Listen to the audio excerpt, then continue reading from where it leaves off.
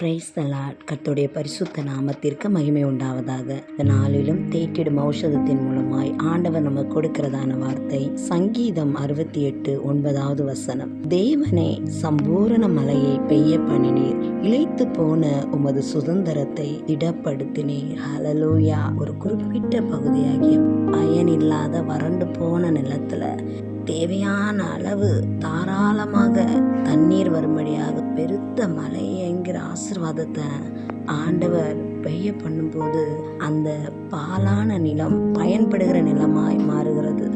அதே போல உங்க வாழ்க்கையில எந்த பகுதியில நீங்க இளைத்து போய் இருக்கிறீங்க, சோர்ந்து போய் இருக்கிறீங்க, இந்த வார்த்தையின்படி உங்கள் வறண்டு போன நிலையை ஆண்டவர் மாற்றி உங்களை பலப்படுத்தும்படியான காரியங்களை கர்த்தர் செய்ய போகிறார். வறண்டு போன நிலத்தை போல் இருக்கிற உங்கள் வாழ்க்கையின் நிலையை மாற்றி, சோர்விலிருந்து உங்களை மாற்றி, உங்களை ஆசீர்வதித்து பயனடையும்படியாக கர்த்தர் இந்த வார்த்தையின் மூலம் கிரியை செய்ய போகிறார். இந்த வார்த்தையின்படி கர்த்தர் உங்களை ஆசீர்வதிப்பார்.